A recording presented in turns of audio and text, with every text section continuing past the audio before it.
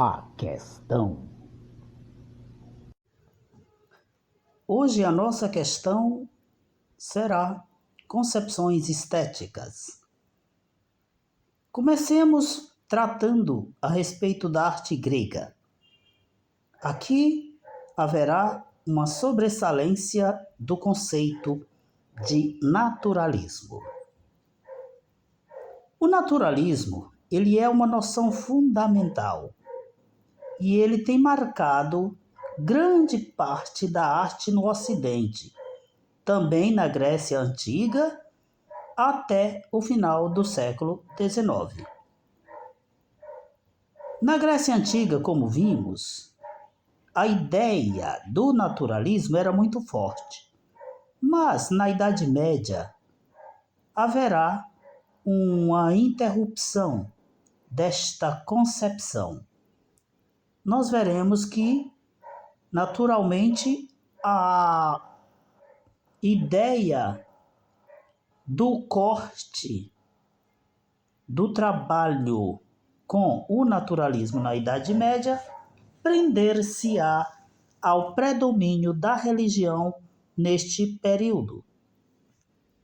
Comecemos então com Harold Osborne conceituando o naturalismo. Ele vai dizer que o naturalismo traz em si uma ambição de colocar diante do observador uma semelhança convincente das aparências reais da coisa. Portanto, o naturalismo pretende retratar com muita fidelidade os seus objetos. A admiração pela obra de arte, na perspectiva do naturalismo, ela vem da habilidade do artista em fazer a obra parecer ser o que não é. E o que a obra não é? A obra não é a realidade que ela retrata. Mas quanto mais ela parecer com esta realidade, mais ela poderá ser tida como uma obra artística do ponto de vista do naturalismo.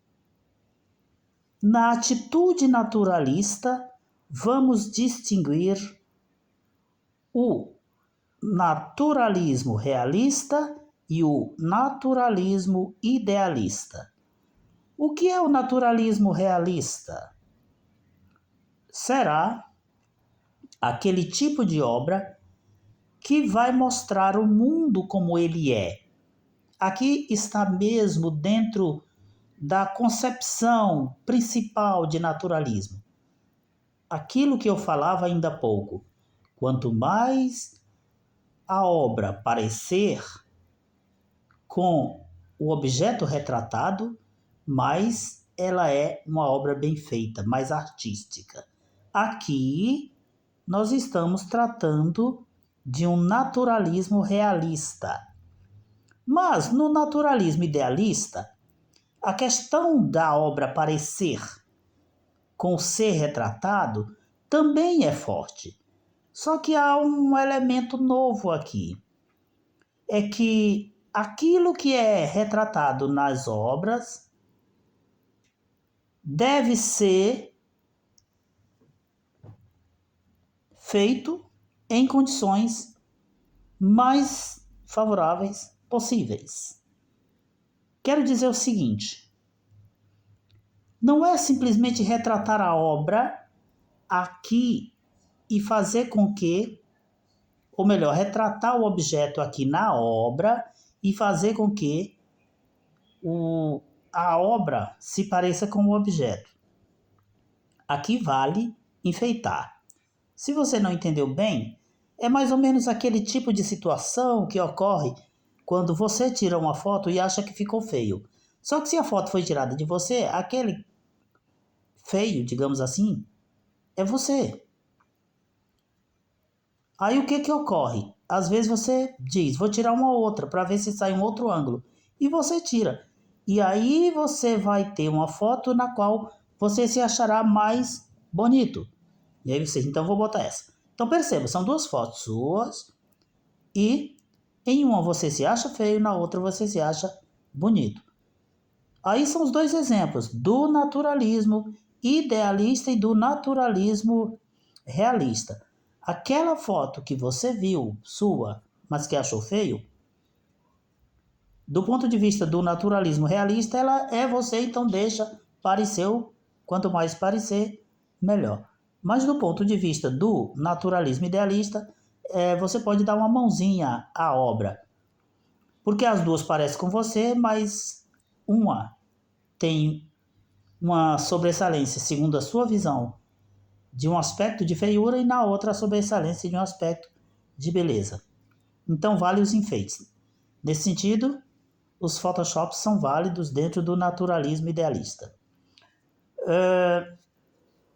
É como se nós desejássemos ser de um jeito diferente do que somos.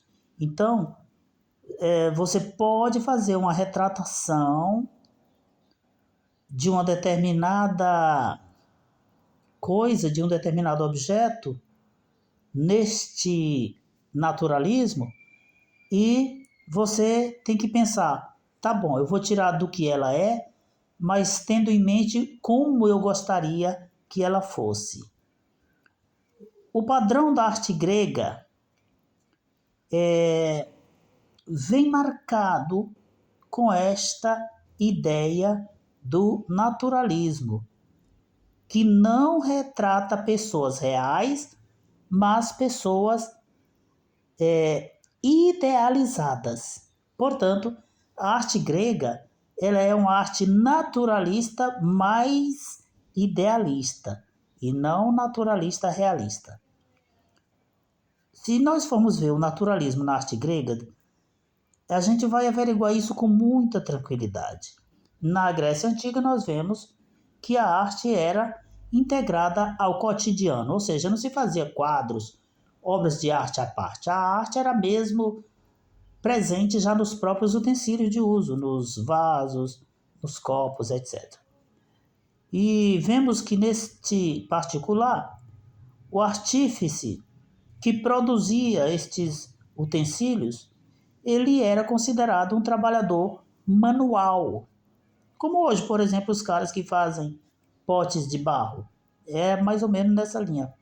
Então eles eram considerados trabalhadores manuais e é importante ver que estamos dentro de uma sociedade que desvaloriza o trabalho manual porque valoriza sobremaneira o trabalho intelectual. Vemos que, ainda num contexto de Grécia Antiga, Platão vai recusar-se a dar valor autônomo às artes. Para ele, a arte não vale por ser arte. Dentro da teoria dele, nós apreciaremos que ele diz que existe uma ordem metafísica e ética no mundo. E a tarefa da filosofia é descobrir essa ordem que existe no mundo. E como é que ela faz isso? Através do raciocínio, através do pensamento racional. É assim que a filosofia trabalha. E, ao fazer esse trabalho, ela está buscando descobrir a ordem metafísica e ética do mundo. E onde a arte entra nessa história? Ela entra no seguinte aspecto: ela não é a responsável por buscar esta ordem. Como eu já disse, quem é a filosofia. Então a arte começa mal vista aqui, porque o principal mistério do universo não cabe a ela desvendar. Mas ela teria algum valor na apreciação platônica? Sim, a arte pode ter algum valor. E esse valor só ocorre se essa arte representar corretamente a ordem que a filosofia tenta encontrar. Então, a representação dessa ordem, sendo que também a arte pode nos ajudar a agir de acordo com essa ordem. São duas coisas. Representar essa ordem convenientemente, nos ajudar a agir de acordo com essa ordem. Uma ordem universal. Se a arte ajudar nisso, então ela terá algum valor. Mas observe que ele não diz de antemão que ela tem algum valor. Ele vai dizer, ela pode ter, se ela fizer isso. Platão reconhece o poder da poesia, no entanto, para não dizer que ele é inimigo da arte, de um modo geral. Para Platão, a beleza não está relacionada às artes. A beleza em si é uma forma acessível somente ao intelecto. Isso aqui é uma coisa bem própria do Platão e é bom que nós entendamos. Porque se vocês forem fazer algum concurso, em Platão a beleza não é o que é belo para nós. Em Platão, a beleza é a verdade. A beleza tem a ver com a beleza em si. Portanto, quem busca a verdade não é a arte, é o raciocínio, portanto, é a filosofia. Platão, portanto, é muito crítico da beleza no mundo sensível. A beleza para ele, como eu já disse em outros momentos, é a beleza do mundo das ideias. E por que ele é crítico da beleza do mundo sensível? Porque esta é uma beleza variável, é relativa. Tem hora que ela é, tem hora que ela não é. Tem hora que ela existe, tem hora que ela não existe. E a beleza no mundo das ideias, não. O que nós chamamos de beleza como forma, ela é sempre do mesmo jeito. Por isso é essa que deve ser buscada. E essa não se encontra pela arte. Observe uma coisa em Platão. Quando ele fala da mímese, que é a imitação, ele vai dizer que o artista, quando ele pinta, quando ele produz uma obra de arte, ele faz uma imitação.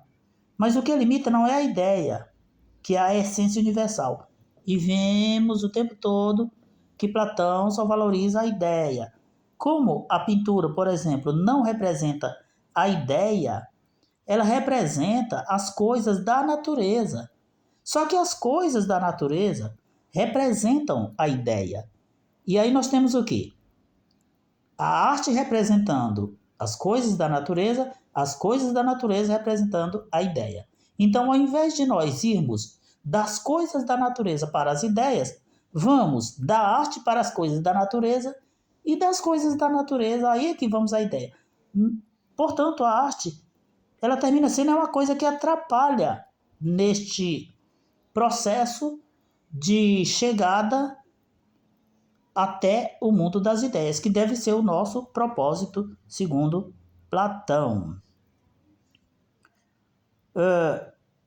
Nós teremos agora em Aristóteles um trabalho relacionado à arte.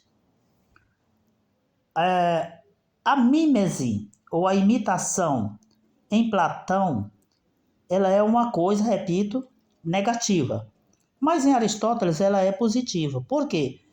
Porque ela é um elemento próprio dos seres humanos, desde a infância até o restante de sua vida.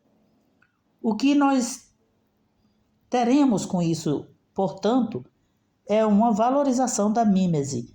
Portanto, a arte, a pintura, o desenho que imita a natureza, ele é importante para Aristóteles.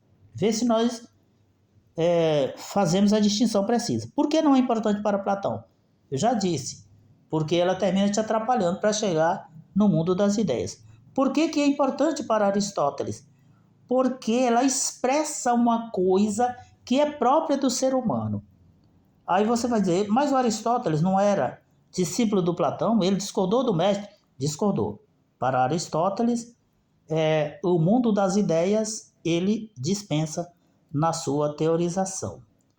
E sendo que a mímese, imitação, é algo próprio do ser humano, ela ajuda o ser humano no aprendizado. Portanto, veja como ela é útil para ele, segundo Aristóteles. Vai resultar, então, um conhecimento que é um conhecimento na forma de cópia, mas esta cópia é uma cópia correta do objeto. Então, a arte, para fechar a aula, no dizer de Aristóteles, é algo que copia e que simplifica aquilo que copia, e através dessa cópia simplificada, a gente aprende com mais facilidade. Até mais. A questão